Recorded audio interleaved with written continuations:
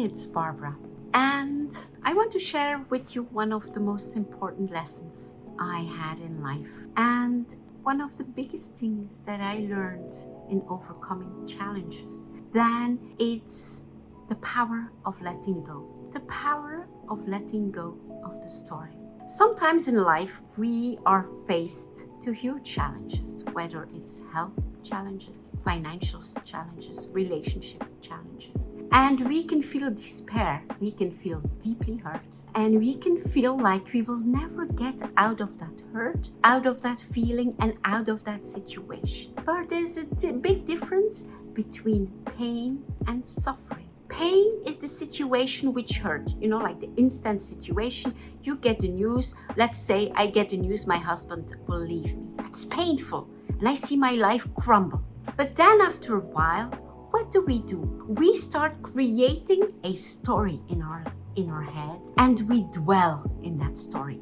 That's creating your own suffering. So repeating like poor me, poor Barbara, like I've been left, what happened to me? Instead of detaching, okay, it's a horrible thing which happened, but what is in my power right now? How can I respond to that situation in a way which is most helpful for me? Many people forget the power they possess, the choice of how you respond. Not only the choice of how you respond, you have within you the power of letting go. What narrative at this moment, question that I'm asking you, what narrative is running your life right now? Is it a narrative of, oh, I'm too busy, my life is too filled?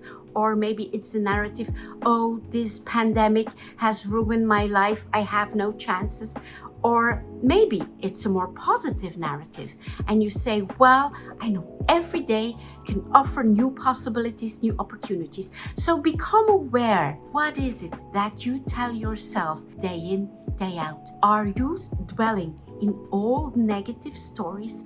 Are you repeating those stories over and over again so that they cloud your life every single day? Well, stop it. You have the power to stop it. And shift your focus. Focus yourself on what is still present in your life. When I was diagnosed with a stage 4 cancer, I was told I had 6 more months to live. I had to undergo several surgeries and I had 1 year of chemotherapy.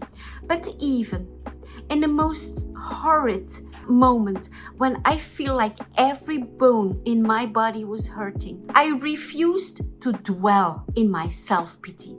So what would I do? I would focus on what was still present in my life.